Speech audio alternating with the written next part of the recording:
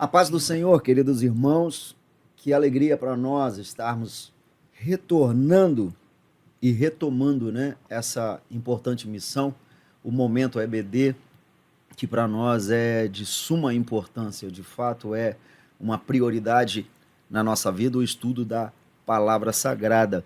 Então, desde já, sejam todos bem-vindos a este momento tão importante para nós, que nós estaremos iniciando.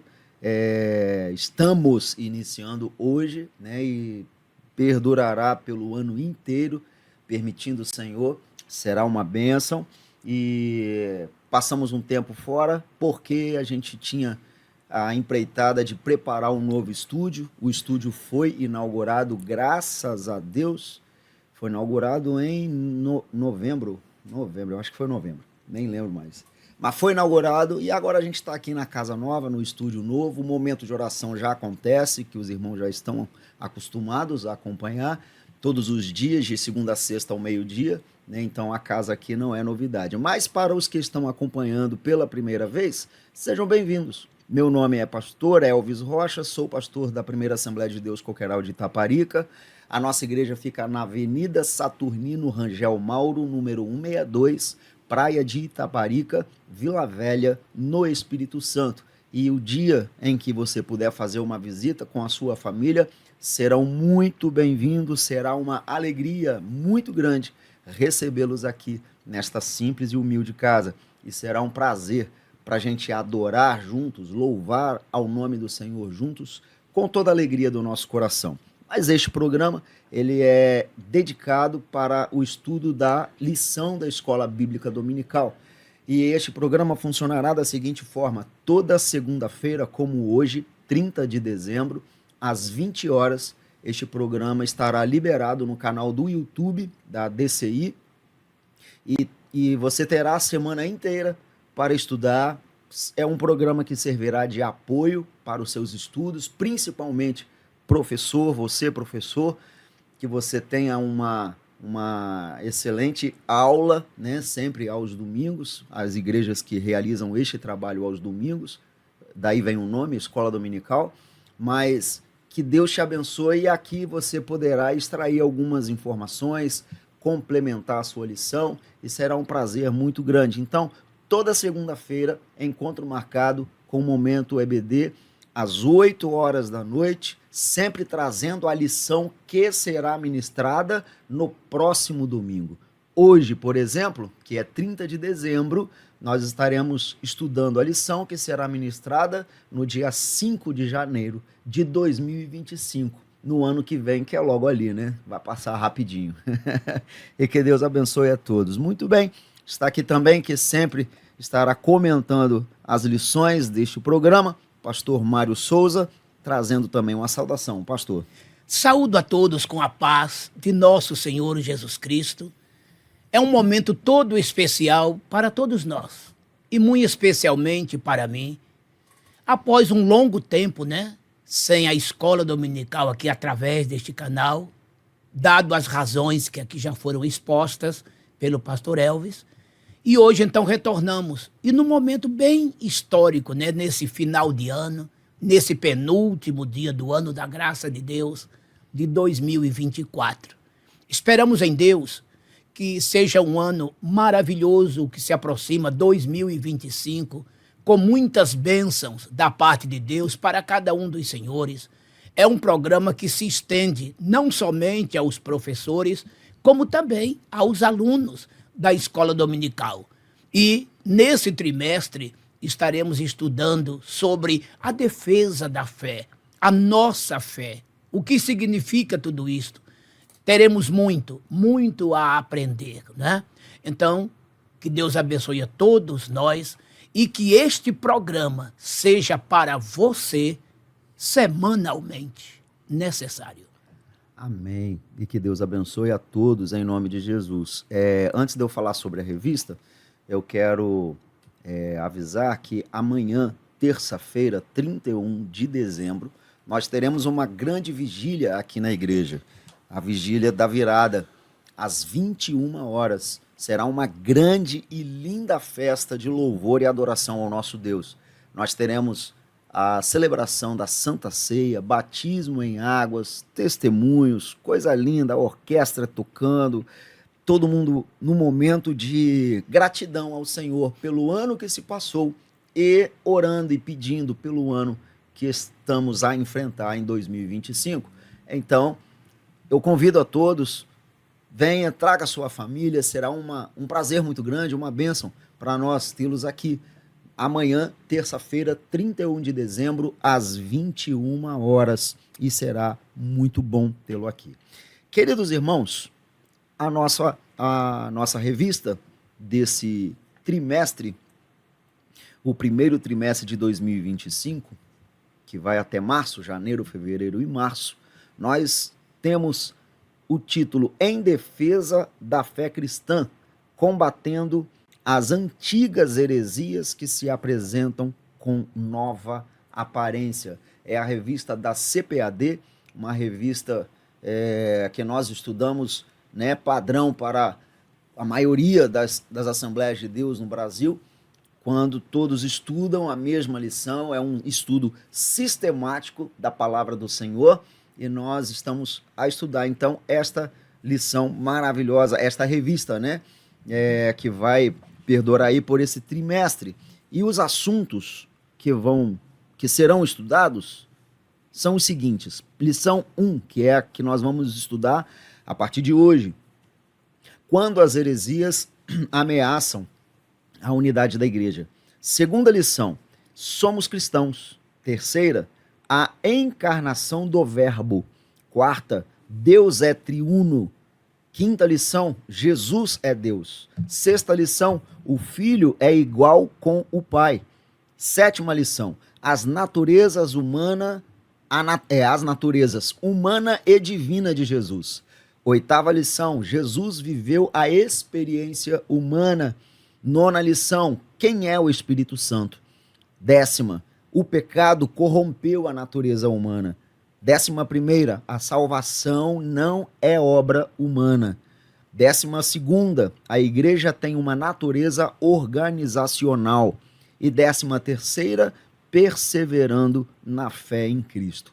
Que coisa linda, maravilhosa. Comentarista é o pastor Ezequias Soares e vai ser uma bênção, será uma bênção esta revista que é tão importante para o aprendizado da nossa igreja, do povo de Deus. Primeira lição, então vamos a ela, né? Primeira lição, que será ministrada, no caso, no dia 5 de janeiro de 2025, quando as heresias ameaçam a unidade da igreja. O texto áureo está em Judas, versículo 3, que nos diz o seguinte: Amados, procurando eu escrever-vos com toda diligência acerca da comum salvação, tive por necessidade escrever-vos e exortar-vos a batalhar pela fé que uma vez foi dada aos santos. A verdade prática nos diz o seguinte: heresias são crenças e práticas contrárias ao pensamento bíblico que distorcem os pontos principais da doutrina bíblica. É o que vai contra a Bíblia, os ensinamentos, ou seja, a doutrina bíblica em si, né? A leitura bíblica em classe está nos seguintes textos: Atos capítulo 20, versículos 28 a 31, Primeira Carta de Pedro, capítulo 3, versículos 15 e 16, Segunda Carta de Pedro, capítulo 2, versículos 1 a 3. E nos diz o seguinte: Atos 20, 28 a 31. Olhai, pois, por vós e por todo o rebanho sobre que o Espírito Santo vos constituiu bispos para apacentardes a igreja de Deus, que ele resgatou com seu próprio sangue. Porque eu sei isto, que depois da minha partida entrarão no meio de vós lobos cruéis que não perdoarão o rebanho. E que dentre vós mesmos se levantarão homens que falarão coisas perversas para atraírem os discípulos após si. Portanto, vigiai, lembrando-vos de que durante 3 anos não cessei noite e dia de admoestar com lágrimas a cada um de vós. Primeira carta de Pedro, capítulo 3, versículos 15 e 16.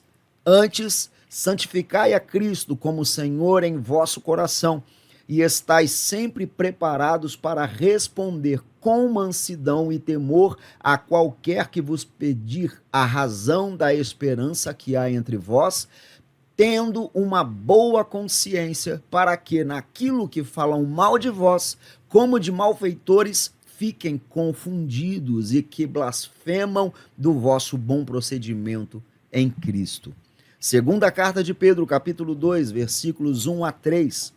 E também houve entre o povo falsos profetas, como entre vós haverá também falsos doutores, que introduzirão encobertamente heresia de perdição e negarão o Senhor que os resgatou, trazendo sobre si mesmos repentina perdição. E muitos seguirão as suas dissoluções, pelos quais será blasfemado o caminho da verdade, e por avareza farão de vós negócio com palavras fingidas, sobre os quais já de largo tempo não será tardia a sentença, e a sua perdição não dormita.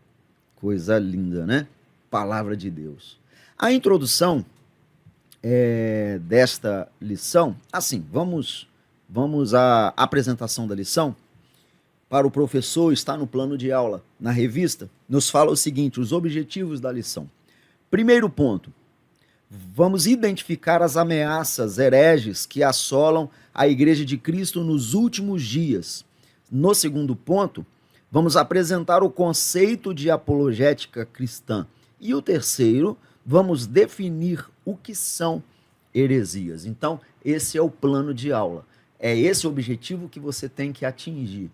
Se você atingir todos os 3 pontos, você terá sucesso na sua missão, na lição que você ministrará à sua classe. Muito bem, queridos. A introdução, mas antes de fazer a introdução, eu me esqueci de uma coisa muito importante, que é a correria. Nós não oramos. Vamos orar? Não tem problema nenhum esquecer disso, mas é importante. Vamos orar. Verdade. Antes da gente ministrar a palavra do Senhor, né? É o corre-corre, é a correria. Os irmãos vão de me compreender em nome de Jesus. Querido e eterno Deus, bendito Pai Celestial, Senhor, nós te agradecemos. Obrigado por esse momento tão feliz e tão importante para nós. Obrigado, Senhor, porque vamos meditar na Tua palavra, nessa preciosidade, algo de valor inestimável para nós. E eu peço, Senhor, em nome de Jesus, que abra as nossas mentes, o nosso entendimento, que Teu Espírito Santo conosco esteja, para entendermos o que é preciso, o que é necessário, e assim passarmos para os alunos o que também é necessário. E peço, Senhor, por este programa, peço, Deus, que nos abençoe durante todo este ano, que o Senhor tenha misericórdia de nós, sempre conosco, estando nos dando o entendimento necessário, que o Senhor ajude tanto a nós que estamos aqui no estúdio, quanto aos irmãos que estão em casa ou numa sala de aula, meditando na palavra do Senhor. Assim eu te peço em nome de Jesus. Amém. Eu quero fazer menção também, porque eu já citei aqui do estúdio, que o Jairo está aqui conosco. O Jairo é um grande amigo nosso, servo do Senhor, membro aqui da DCI, e ele é o responsável pelo estúdio da DCI. Então, toda a parte técnica é ele que desenvolve, é ele que está gravando. É uma bênção de Deus para a nossa vida.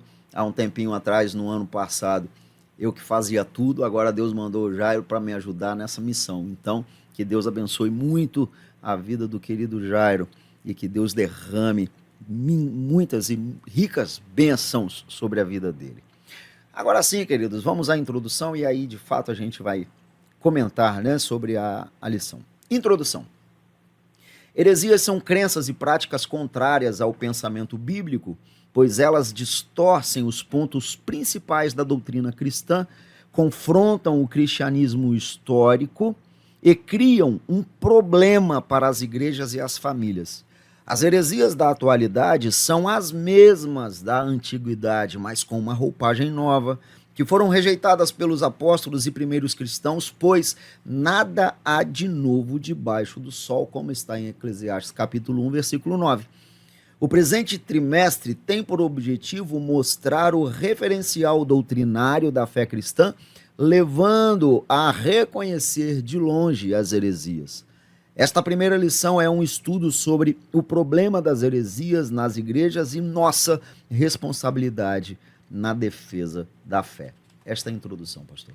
Meus queridos e amados irmãos, amigos, companheiros em Cristo, tenho plena certeza que Deus inspirou o comentarista desta lição, pastor Ezequias Soares, para trazer tão importante e palpitante assunto: a heresia ou as heresias, que, aliás, faz parte de um dos 5 sinais que antecedem o arrebatamento da igreja: a apostasia, multiplicação das religiões, práticas demoníacas, o indiferentismo, as guerras e Israel como cronômetro de Deus. E vejam, as heresias só servem para afastar os servos de Deus da fé, levando-os à apostasia.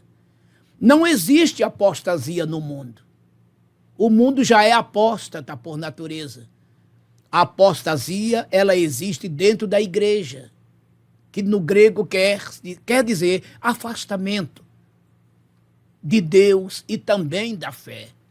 É aí que o diabo entra, usando os seus asseclas, e os investe de autoridade, de sabedoria maligna, para que eles se tornem doutores e mestres nas heresias. Tanto é que Pedro e Paulo chamam esses homens de mestres ou doutores. Esse texto aqui mesmo de Pedro, na sua segunda carta, 2, de 1 a 3, está atual por demais, né? E Pedro está chamando aqui de doutores. Paulo também relata isto em 2 Timóteo, capítulo 4, versículos 3 e 4, quando ele diz que a sã doutrina causará comichão nos ouvidos, e essa gente amontoarão para si doutores, tá vendo? Para satisfazerem seus próprios egos. Então, 2 Timóteo, capítulo 3 e o capítulo 4, e também 1 Timóteo, capítulo 4, de 1 em diante, são capítulos que nos mostram os perigos das falsas doutrinas e dos falsos mestres. Conforme disse o comentarista, hoje em dia, com uma nova roupagem.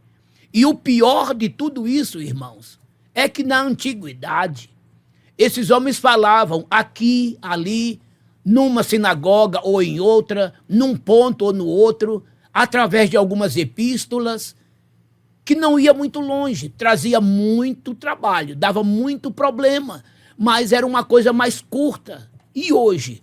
Hoje temos a internet, principalmente.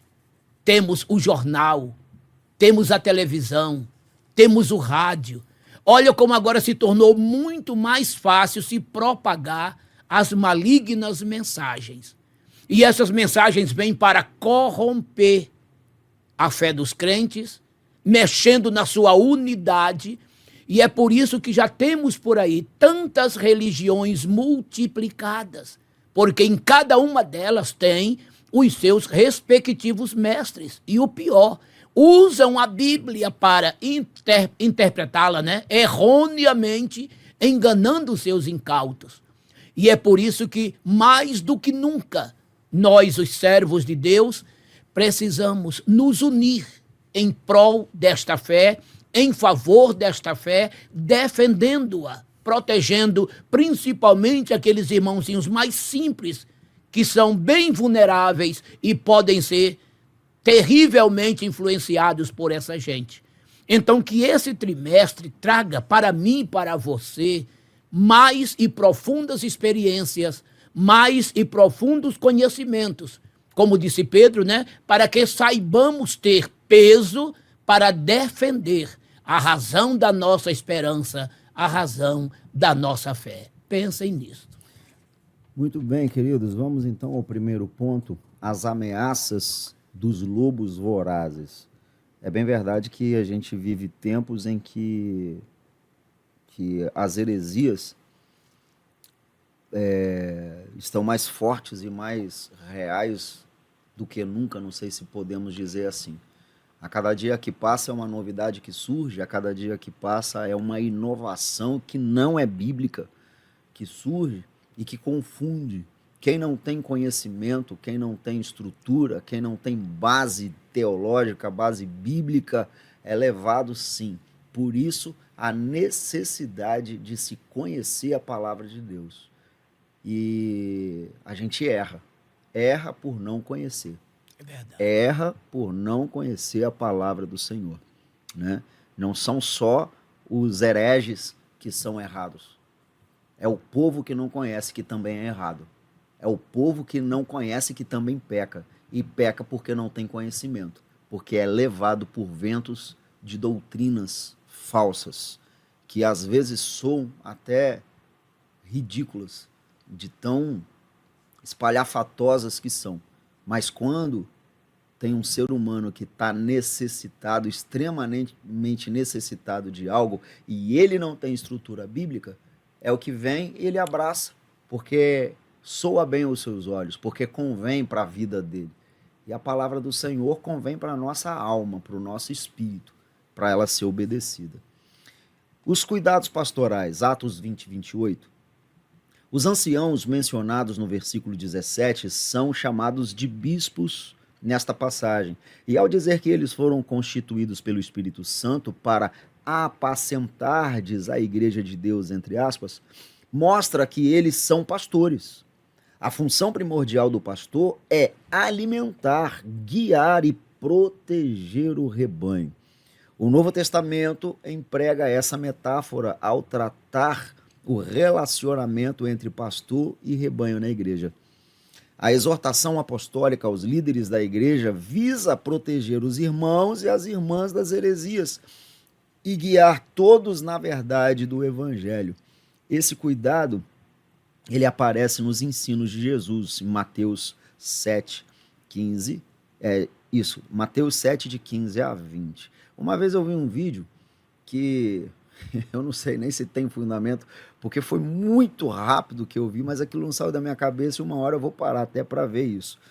Mas uma pregação muito simples de um homem falando bem assim: pastor, olha o sentido de pastor, da palavra. Pastor vem de pasto. Então a função do pastor é pasto, não é nada mais do que pasto, não é nada mais do que alimento. Eu falei assim, gente, ele não está errado não, ele está certo. A igreja precisa ser alimentada, e alimentada pela palavra, e isso cabe a nós, aos obreiros, ao presbitério da igreja, aos pastores, né? Não é à toa que a Bíblia chama a atenção da gente para isso, pastor. E o que é interessante aqui, que o apóstolo Paulo, aqui, ele estava se despedindo dos presbíteros, dos anciões ali de Éfeso. Era a sua última viagem missionária, era a sua terceira e última. É bom até ler esse capítulo 20, não é? Principalmente aqui, dos versículos 15 em diante, porque ele não passa dentro de Éfeso. Ele manda chamar os líderes da igreja e dá conselho para eles. Quando Paulo chega em Jerusalém, é a partir dali que Paulo vai ser preso, julgado. Ele solicita a sua ida a Roma para se encontrar com César, e é lá em Roma que ele morre, viu, irmãos? Então, aqui foi o fim. Tanto é que ele disse para aqueles líderes que eles não veriam mais o seu rosto. E veja que finaliza o capítulo, todos eles na praia, de joelhos, após abraçarem Paulo e beijá-lo, e sofrendo muito, principalmente com a palavra que Paulo disse, não vereis mais o meu rosto. Paulo ficou 3 anos ali na cidade de Éfeso. Lendo aqui o versículo 29, quando Paulo disse que após a sua saída dali, lobos vorazes se levantariam dentro do próprio rebanho para não poupá-los, não perdoá-los, e isto aconteceu. Tanto é que na epístola que Jesus mandou João escrever, lá no Apocalipse, né? É só ler no capítulo 2, de 1 a 7, e a primeira epístola é para a primeira igreja, que é a de Éfeso. Lendo ali no versículo 5 e 6, está escrito lá sobre o grupo dos nicolaítas, ou nicolaítas, que surgiram dentro de Éfeso. Olha aí, os falsos mestres para tumultuar a igreja, cumprindo-se integralmente a profecia, a revelação que Deus deu ao apóstolo Paulo. E quando Paulo disse isso, amados, isso foi mais ou menos na década de 60 depois de Cristo. E a carta do Apocalipse é no ano 95. Veja que em torno de 30 anos essa profecia se cumpriu. Quer dizer, os falsos líderes se levantaram ali, como também toda aquela região, dando muito trabalho a todos os apóstolos. Conforme disse o pastor Elvis aqui, a falta do conhecimento leva o povo à ruína. Já dizia Deus através de Oséias: o meu povo é destruído por falta de conhecimento. Oséias 4, capítulo 4, versículo 6. E Jesus disse também: errais em não conhecer as Escrituras e nem o poder de Deus. Mateus 22, 29. Ele disse mais: examinai as Escrituras, porque são elas que vos falam da vida eterna, cuidais ter nela a vida eterna, e são elas que de mim testificam. João 5, 39. É muito premente a necessidade de conhecermos mais e melhor as Sagradas Escrituras.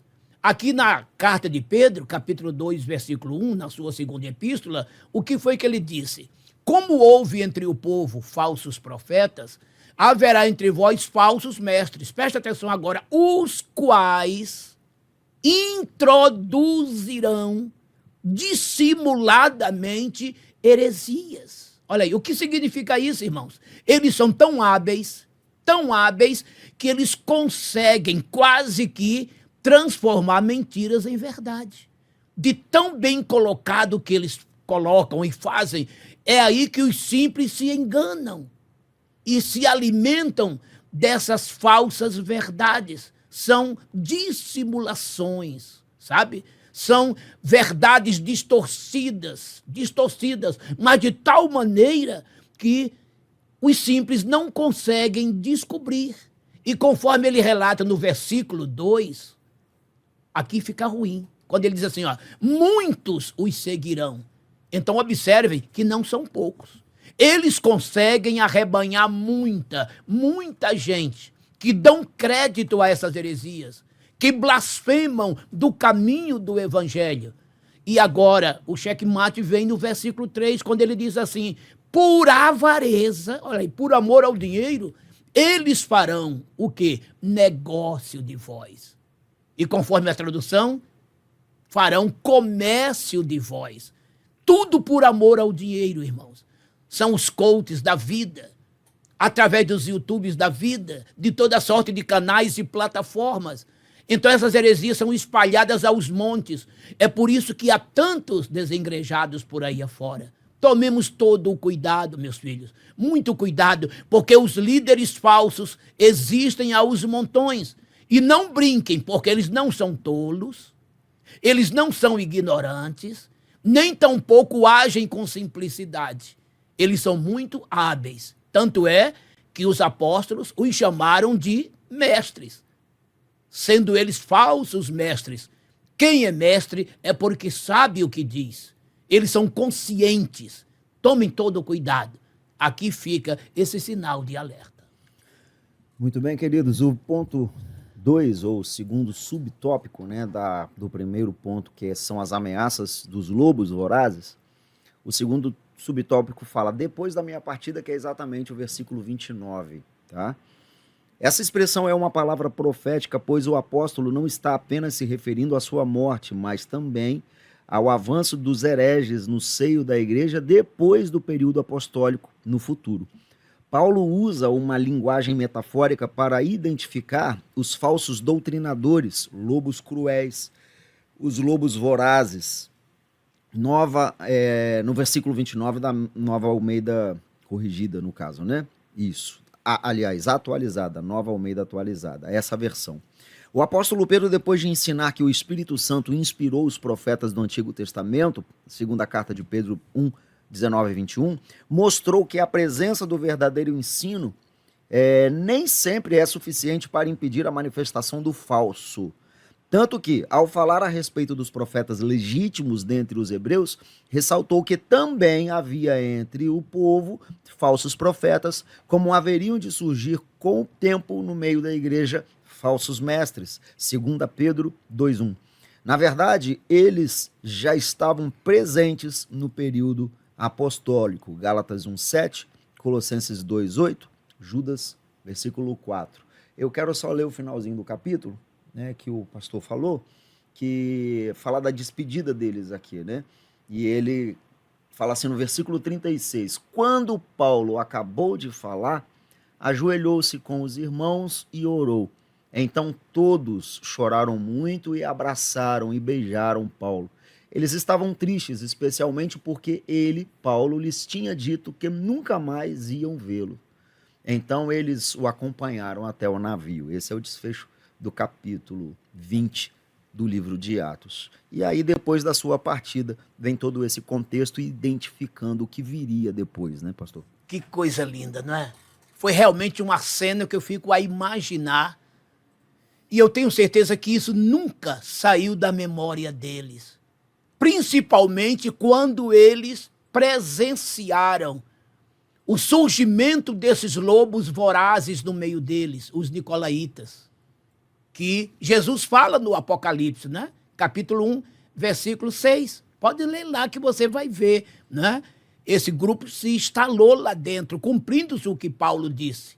E Paulo os chamou de lobos vorazes. Esses lobos, irmão, eles têm a capacidade de se travestir de ovelhas.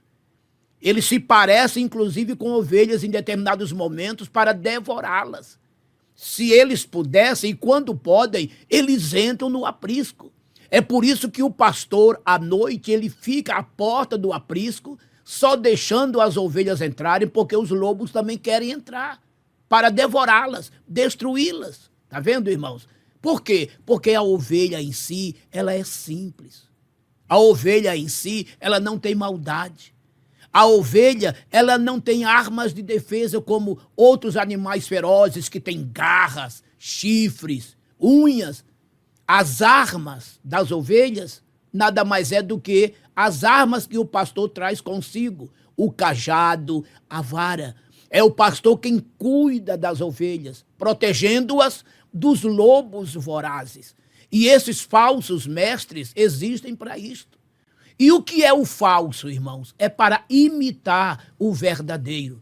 Mesmo tendo, conforme disse o comentarista, profetas verdadeiros, sempre houve em Israel falsos profetas. Na época de Jeremias, houve um chamado Ananias, que chegou a torcer a palavra do profeta Jeremias, quando este disse que Jerusalém, Judá, né? Judá seria assim, escravo de Babilônia, durante 70 anos o cativeiro duraria. Ananias chegou a dizer que era só 3 anos. Foi uma luta, mas uma luta muito grande.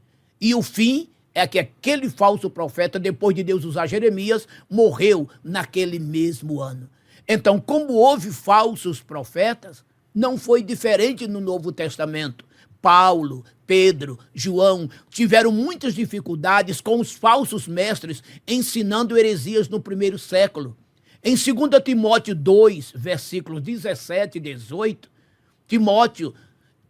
Paulo chega até a dizer a Timóteo que tinha 2 elementos ali, ensinando que não haveria mais ressurreição. Eles haviam se desviado do caminho da verdade. 2 Timóteo 2, 17 e 18. Esses homens foram terríveis, ensinando que aqueles gentios que aceitaram a Jesus teriam, a exemplo dos judeus, também guardar a lei, guardar o sábado. Foi uma coisa terrível, eram os judaizantes. E Paulo combateu severamente tudo aquilo, sofrendo pena. Por conta disso, Paulo foi apedrejado, por conta disso, Paulo foi surrado várias vezes. Enfim, porque era uma luta reída. Mas Paulo combateu isso até o fim e deixou avisos para que os seus seguidores continuassem a combater. E este legado perdura até hoje. Deus levantou pastores direitos, sinceros, honestos, para continuarem essa luta, porque ela não parou. Pelo contrário, até se ampliou com a internet e com os canais de comunicação. A luta se tornou mais reída ainda. Meu querido pastor, presbítero, obreiro em geral, você que é um ardoroso defensor da fé, continue lutando contra esses falsos mestres, poupando o rebanho que Deus colocou nas tuas mãos. Muito bem, queridos, o terceiro subtópico deste ponto, para a gente fechar o primeiro tópico, é a origem desses falsos mestres. É o versículo 30. Dois pontos surpreendentes nessa parte do discurso nos chamam a atenção. Primeiro, os lobos vorazes surgem de dentro da própria igreja, dentro de vós mesmos, entre aspas, como está no versículo. E segundo, se levantarão homens que falarão coisas perversas para atraírem os discípulos após si. Os discípulos dele ainda estão por aí. Os discípulos deles ainda estão por aí. Entre eles estão os que se posicionam acima das escrituras, os quais, sem o menor pudor espiritual, usam as redes sociais para corrigir a Bíblia e discordar abertamente dos profetas e dos apóstolos bíblicos. Tais pessoas consideram seus discursos modernos e a mensagem da Bíblia desatualizada. Em razão disso, oferecem um novo evangelho, 2 Coríntios 11, 13 a 15. Em face disso, vemos a importância de estudar um campo da teologia denominado de apologética para orientar os crentes dos nossos dias. Esse texto aqui de 2 Coríntios 11, de 11 a 13, Paulo está falando exatamente dos falsos apóstolos, dos falsos obreiros. Vocês estão vendo? Pessoas que surgiram do meio da turma boa de Deus. Olha esses movimentos, alguns movimentos denominacionais aqui, que não vamos citar aqui, surgiram de onde? Do próprio meio evangélico. Homens que saíram dos meios batistas, presbiterianos e fundaram, até da Assembleia de Deus, novos movimentos, totalmente cheios de heresias, com doutrinas totalmente pseudas, sem nenhum respaldo bibliocêntrico, cristocêntrico. E conforme está escrito, muitos seguem essa gente por pura simplicidade. Sabe, irmãos? E fica depois muito difícil de controlar tais pessoas que estão por essa gente contaminada. Devemos tomar cuidado. Não passam de lobos vorazes. Vocês se lembram quando Jesus disse ali em Mateus 7, 22 em diante, naquele dia muitos me dirão, Senhor, Senhor, no teu nome, preste atenção, não profetizamos? Não curamos enfermos? Não ressuscitamos mortos? Não expulsamos demônios? Não fizemos maravilhas? E eu lhes direi abertamente, nunca vos conheci. Apartai-vos de mim, vós que praticais a iniquidade. Vejam, eles estavam profetizando, profecias falsas, fazendo curas, expulsando demônios, fazendo tudo em nome de Jesus. Entretanto, paralelamente, eram praticantes da iniquidade, pessoas iníquas. Está vendo, irmãos? Jesus nunca avalizou os seus feitos. E isso está acontecendo em nosso meio. Então, Jesus diz para que nos acautelássemos desses falsos profetas, desses falsos mestres. Basta ler Mateus 7, de 15 até o 22. O relato está completo aqui. E Jesus ainda lembra, pelo fruto os conhecereis. Jamais uma árvore produzirá um fruto que não é oriundo dela. E tem muita gente aí plantando uma coisa e querendo colher outra. Tomemos todo o cuidado. Todo o cuidado. Eles são lobos vorazes. Eles dissimulam muito facilmente. Eles enganam muito facilmente. Agora, há uma esperança maior e poderosa. Há entre nós o Espírito Santo de Deus. que nos dá o discernimento, que nos revela o que está certo e errado. Vós tendes a unção do santo e sabeis tudo. 1 João 2:20. E é com esse Espírito Santo que contamos para nos livrar dessa gente e com os bons ensinamentos bíblicos e reais dos verdadeiros pastores e mestres do Senhor. Segundo tópico, fala da apologética. O que é apologética? Primeiro a definição, depois a que defesa Pedro se refere, depois o porquê que nós devemos combater as heresias. Então vamos lá, definição de apologética. 1 Pedro capítulo 3, versículo 15, é a base. A apologética cristã é a defesa lógica e racional da fé cristã e de suas práticas doutrinárias. O termo vem do substantivo grego apologia, que literalmente significa defesa-resposta. O termo grego traduzido por responder em preparados para responder com mansidão, em 1 Pedro 3,15 é apologia, numa tradução literal é sempre preparados para uma defesa. A versão bíblica chamada de Nova Versão Transformadora, a NVT, emprega o verbo explicar, assim, sempre preparados para explicá-la. A apologética mostra que o cristianismo é racional. Os dados da revelação podem ser explicados de maneira metódica e sistemática, portanto, aceitável. Jesus disse que devemos amar a Deus de todo o nosso coração, de todo o nosso entendimento. Marcos 13, 12:30.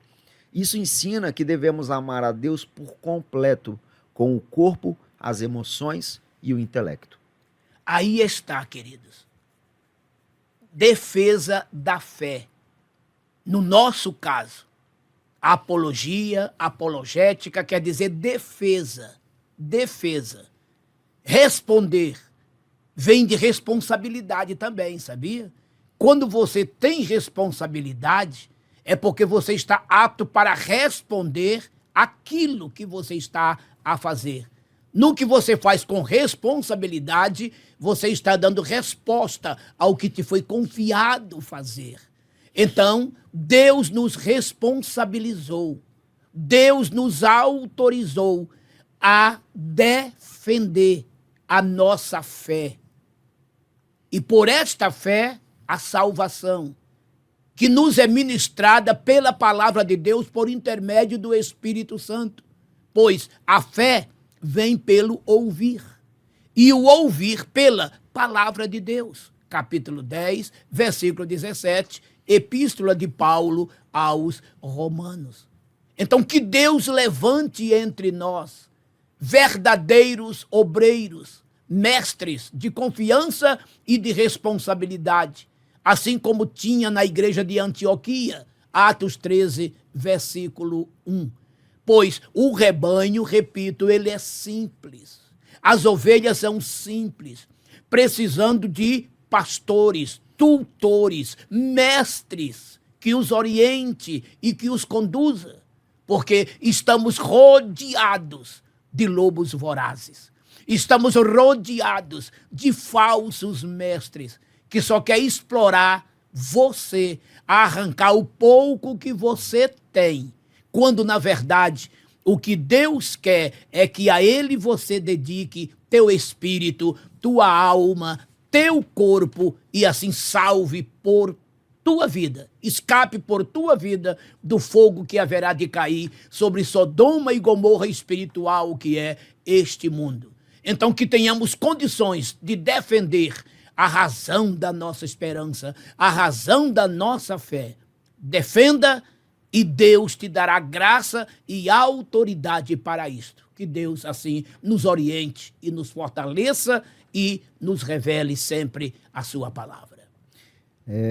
O segundo, dentro de apologética, né, no segundo a gente está falando de apologética, que é a defesa, né, que a gente tem. No terceiro, ou a resposta, responder, e no terceiro a gente vai falar da heresia, no caso da heresia. Então tem a apologia, que é a defesa, e tem a heresia, que é o grande problema, né? Mas vamos lá. Nós vimos aqui a definição da apologia, agora a gente tem a defesa específica de que Pedro faz e por que nós devemos combater essas heresias. A defesa de Pedro. Aqui que ele se refere, no versículo 16. Deixa eu ler o versículo 16 para a gente resgatar aqui. Versículo 16 tem o seguinte: tendo uma boa consciência... Não, versículo 15. Antes, sacrificai a Cristo como Senhor em vosso coração e estáis sempre preparados para responder com mansidão e temor a qualquer que vos pedir a razão da esperança que há entre vós, tendo uma boa consciência para que naquilo em que falam mal de vós, como de malfeitores, fiquem confundidos os que blasfemam do vosso bom procedimento em Cristo. Muito bem. A quem argumente que essa defesa seja uma resposta a uma acusação, visto que essa mesma palavra apologia aparece nesse sentido do Novo Testamento como defesa de uma acusação tanto formal como informal. A formal, Atos 22:1, 25:16. A informal, 1 Coríntios 9:3, 2 Coríntios 7:11, Filipenses 1:7-16. O versículo 16 fala do bom testemunho cristão que serve para provar a inconsistência das acusações contra os crentes. Mas não parece ser esse caso o caso, porque a defesa, resposta ou explicação nessa passagem é sobre razão da fé dos cristãos e isso diz respeito à doutrina cristã. Ainda que Pedro esteja se referindo à resposta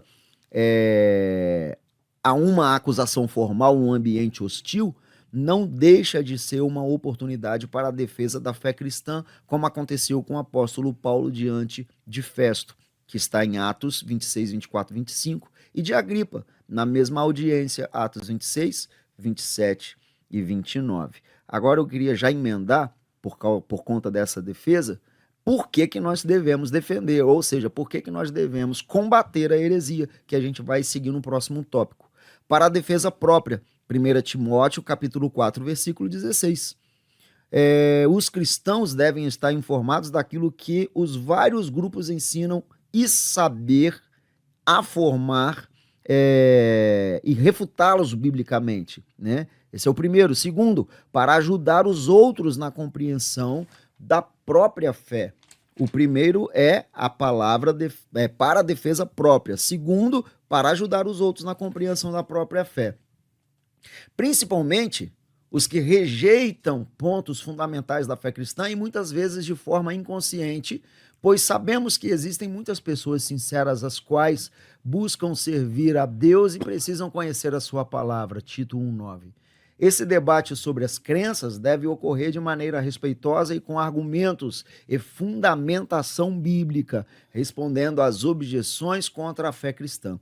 O êxito dessa luta é garantido quando se está nos domínios do Espírito Santo. João 16:13. Resumindo tudo isto, meus filhos, precisamos estar prontos para resistir aos falsos ensinamentos, resistir às heresias que tentam entrar no nosso arraial. Era isso que Pedro e Paulo e os demais apóstolos queriam dizer. Era uma enxurrada muito grande de falsos ensinos, de muitas heresias. Encontramos, como na igreja de Esmirna e também de Filadélfia, Jesus dizendo aos seus líderes, falando sobre os falsos judeus, que se diziam judeus, mas não eram, mentiam. Pelo contrário, eram da sinagoga de Satanás. Estava no meio do povo, tumultuando, perturbando, transtornando. Muitas igrejas ali foram transtornadas por esses hereges, sabe? E, na verdade, a luta era reída daqueles apóstolos. Então, precisamos estar prontos para encarar essa gente. Paulo, escrevendo a Timóteo, na sua primeira epístola, capítulo 4, versículo 16, olha o que ele disse. Cuida de ti mesmo e da doutrina, porque fazendo assim, salvarás tanto a ti como aos que te ouvem. Olha que conselho, irmãos. Vou até repetir a referência. 1 Timóteo 4, 16 e 17. Veja que Paulo estava preocupado com Timóteo. Timóteo tinha que se cuidar para também não ser influenciado. Ele tinha que primeiro cuidar dele, da sua mente, da sua alma. Tanto é que nos versículos anteriores, ali no versículo 13 e 14 desse capítulo mencionado, ele disse: persiste em ler. Está vendo? Bons livros de bons mestres precisam fazerem parte de nossa biblioteca, justamente para termos argumentos contra essa gente, combatê-los. Porque a Bíblia Sagrada, Paulo disse a Timóteo também, que ela é proveitosa para ensinar, para redarguir, para corrigir. Ou seja, para combater, inclusive, os falsos ensinamentos. E nós precisamos estar realmente dotados de conhecimento para saber o que estamos a dizer. Então disse Paulo a Timóteo: cuida de você primeiro e depois da doutrina. Que você estude bem essa doutrina, persista em ler a palavra de Deus, para que você possa ensinar a outros, porque você salvará tanto a ti como aos que te ouvem. Não está claro isto? Então, irmãos, a única forma que temos é conhecer mais que eles. A única forma que temos é nos aprofundar na palavra de Deus. Aí volta aquilo que o Senhor disse a Oséias, né? Olha, meu povo está sendo destruído por falta de conhecimento. E ele citou ali também os sacerdotes, inclusive. Falta de conhecimento. Quando Jesus disse: não errais em não conhecer as Escrituras, ele não estava falando para um povo simples, não.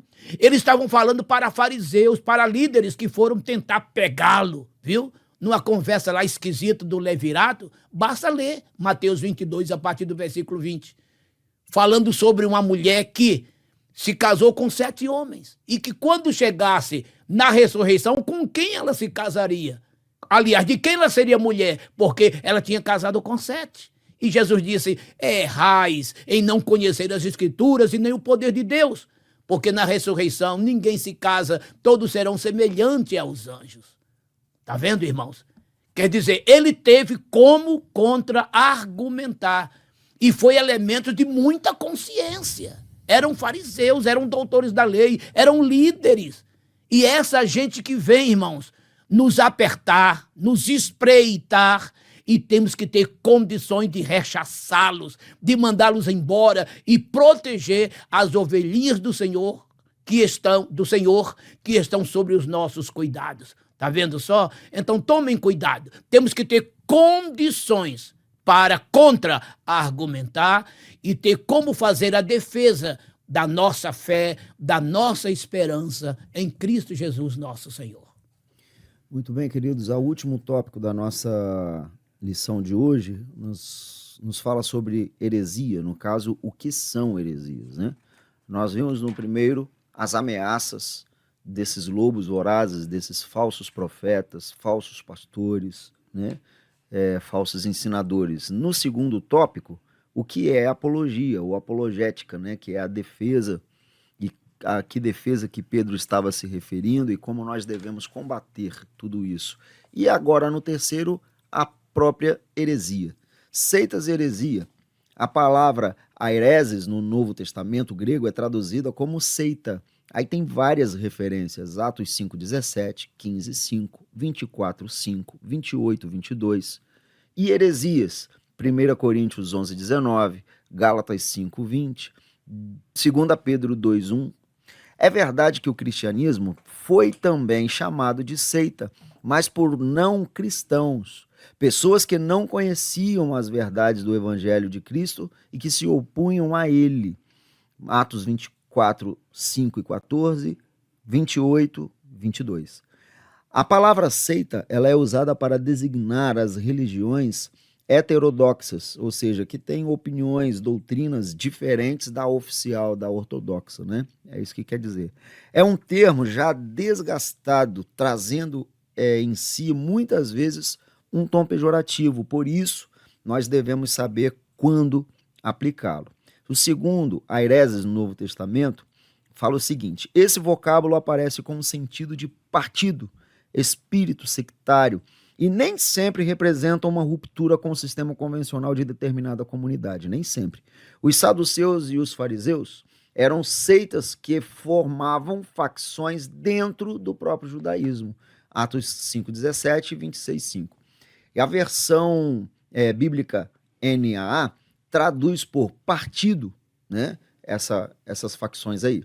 Paulo adverte para que não haja no seio da igreja essas divisões e condena as inovações doutrinárias que causam divisão ou dissensão. 1 Coríntios 11:19, Gálatas 5:20. E para encerrar esse tópico, a heresia da perdição. É nessa passagem que a hereses apresenta o sentido de erro doutrinário como a heresia propriamente dita, no campo teológico que nós conhecemos hoje. As heresias distorcem os pontos principais da doutrina cristã no que diz respeito a Deus, Trindade, o Senhor Jesus Cristo e o Espírito Santo, ao ser humano, a natureza, o pecado, a salvação, origem e destino, aos anjos, a igreja, as escrituras sagradas, enfim. O mais grave erro é quando diz respeito à divindade e interfere na salvação, pois não existe salvação sem Jesus. E isso é fato, né? O que é interessante, irmão, que do jeito que o comentarista explicou, vocês observem, há uma certa divisão entre heresia e seita. Que, na verdade, lá no fundo e no bojo, se misturam e terminam virando uma coisa só. E vou explicar por quê. Primeiro, heresias em si, conforme ele disse, são partidos. São pessoas que promovem divisões na igreja, facções na igreja, igual tinha, por exemplo, na igreja de Pérgamo, né? O grupo que seguia Balaão, o grupo que seguia Nicolau, daí os nicolaítas. Lá em Tiatira, o grupo que seguia Jezabel. Lá em Corinto, por exemplo, houve 4 facções e seguidores até dos homens de Deus. Olha só, de Paulo, de Apolo, de Pedro e ainda os que se diziam de Cristo. Olha aí, facções. Neste caso, são grupos que faziam heresias.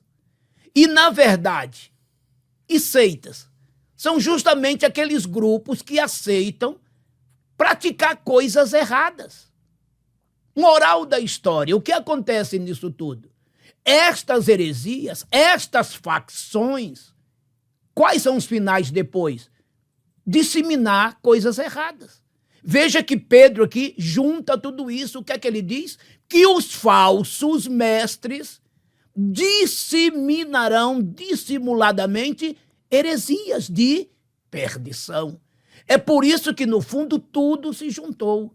Ou seja, uma igreja que passa a adotar doutrinas falsas, heresias, torna-se uma seita. Imaginem, exemplo, Deus não é trino. Pai, Filho e Espírito Santo, isso não é real. Eles começam a chamar de 3 deuses. Olha aí. E essa doutrina está por aí. Jesus não é Deus. O Espírito Santo não é uma pessoa, e sim uma força ativa, um fluido, uma energia cósmica. Olha só, irmãos. Essa mesma denominação defende esses pontos. Eles são contra a Trindade, são contra a divindade de Jesus e são contra ao Espírito Santo como pessoa. Veja, virou uma seita. Heresias, uma facção no meio das igrejas, que esse povo tudo saiu, né? Todos eles saíram do meio evangélico, sabe? E se tornaram o quê, então, com suas heresias, com suas facções? Seitas. Porque adotaram, aceitaram em si coisas erradas. Então, moral da história, no fundo, tudo se mistura e se torna igual. Mas é por isso que o comentarista disse, né, que temos que saber qual é a ocasião que devemos citar isto. Eu só sei que o apóstolo Pedro aqui, ele chega a dizer que esses falsos mestres dissimularam, inventaram, trocaram a verdade de Deus em mentira.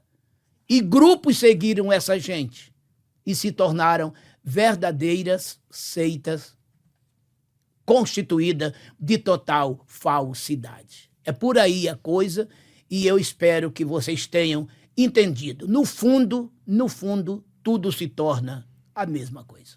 E a conclusão da lição fala assim: os apóstolos responderam aos opositores da fé cristã e lançaram a base da nossa teologia. Todos os escritos do Novo Testamento mostram essa luta acirrada contra as falsas doutrinas. É, pois, tarefa da igreja atual batalhar pela fé que uma vez foi dada aos santos. Finalizamos com a seguinte pergunta para reflexão: estamos a fazer pela verdade o que esses agentes da heresia fazem pela mentira? Grande pergunta. E que colocação, né? Que colocação. Porque vocês perceberam como eles são persistentes?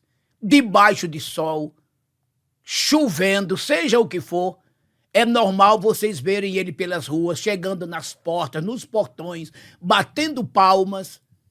E nós, o que estamos fazendo? Marca-se uma livre, vai pouca gente. Marca-se um evangelismo pessoal, vai pouca gente. O que foi que Jesus disse? Os filhos das trevas são mais prudentes do que os da luz. Irmãos, vamos, neste ponto, até imitá-los para o bem. Viu? Tomemos todo o cuidado. Vamos ser tão persistentes quanto eles.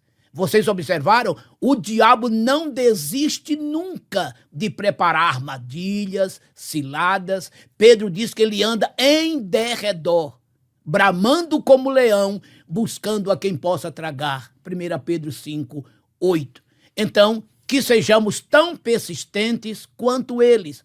Enquanto eles trabalham para o mal, trabalhemos nós para o bem, para defender a nossa fé, a razão da nossa esperança, proteger os nossos irmãozinhos desses falsos mestres, conduzindo-os sempre a uma água cristalina, a um pasto verdejante, alimentando-os com um pasto sagrado que vem da parte do Senhor nosso Deus. Deus abençoe a todos.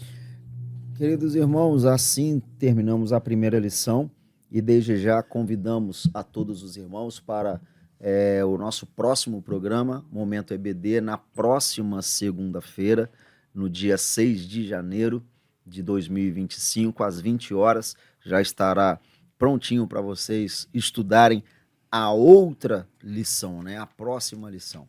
E aqui nós desejamos um feliz ano novo, um 2025 repleto das bênçãos do Senhor.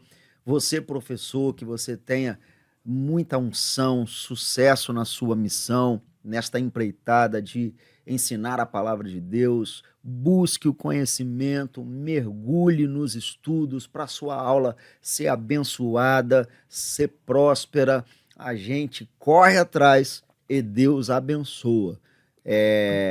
Nós precisamos estudar, a gente precisa examinar as escrituras, é só assim que a gente cresce, é só assim que a gente prospera e a gente tem material para isso. Então, que você faça bom uso da sua revista, dessa lição, dessa aula que foi ministrada, que sirva para cooperar com a sua próxima aula, no seu entendimento. E aqui fica a nossa saudação a todos os professores, a todos os alunos. Muito obrigado pela paciência, obrigado pela companhia de vocês. E aqui nós nos despedimos. O pastor Mário vai orar, impetrar a bênção apostólica, desejando vocês um grande ano na presença de Deus. 2025 está aí para ser enfrentado, está aí para ser vivido com alegria, com prazer e cheio da presença de Deus. Deus os abençoe, em nome de Jesus.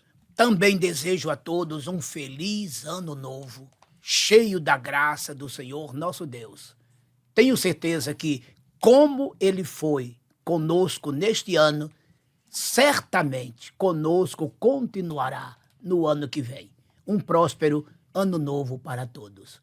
Amado e eterno Deus e bendito Pai, te louvo e te agradeço pela ministração da tua palavra.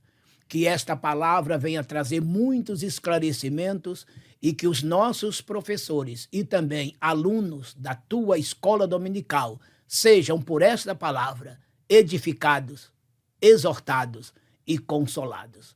Estenda a tua mão para dar saúde a todos e também resolver os problemas. Dá-lhe solução, ó Pai. Em nome de nosso Senhor Jesus Cristo. Amém. O amor ágape do imanente Deus Pai, a inefável graça do transcendente Deus Filho e a doce consolação do eterno Deus Espírito Santo seja com todo o povo de Deus, hoje e sempre. Amém.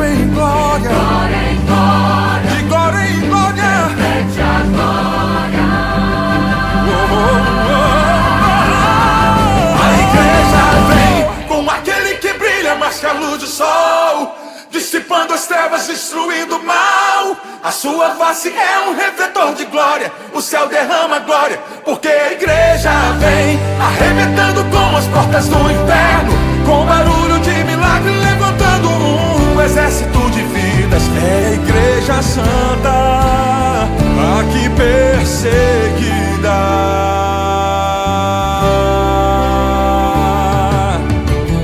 Tentaram acabar com a base da igreja.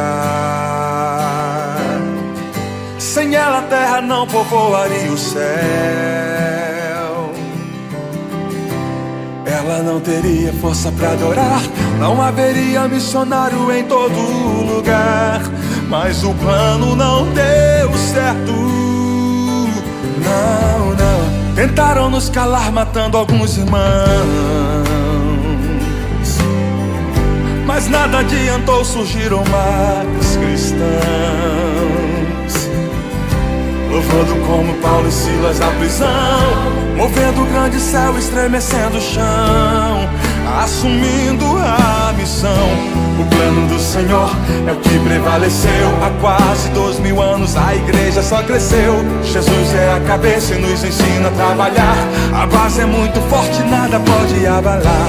Por isso o inferno vive a chorar. A igreja não descansa, o tempo todo está lá, brilhando em toda parte. A igreja vem, quebrando cativeiros pra salvar alguém. A igreja vem, a igreja vem, com aquele que brilha mais que a luz do sol, dissipando as trevas, destruindo o mal. A sua face é um refletor de glória. O céu derrama glória, porque a igreja vem arrebentando com as portas do inferno, com barulho de milagre, levantando um exército de vidas. É a igreja santa, aqui perseguida.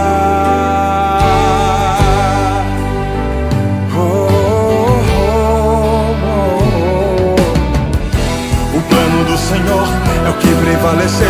Há quase 2000 anos a igreja só cresceu. Jesus é a cabeça e nos ensina a trabalhar. A base é muito forte, nada pode abalar. Por isso o inferno vive a chorar. Brilhando em toda parte a igreja vem, quebrando cativeiros pra salvar alguém. A igreja vem, a igreja vem, com aquele que brilha mais que a luz do sol, dissipando as trevas, destruindo o mal. A sua face é um refletor de glória. O céu derrama glória, porque a igreja vem arrebentando com as portas do inferno, com barulho de milagre, levantando um exército de vidas. É a igreja santa, aqui perseguida.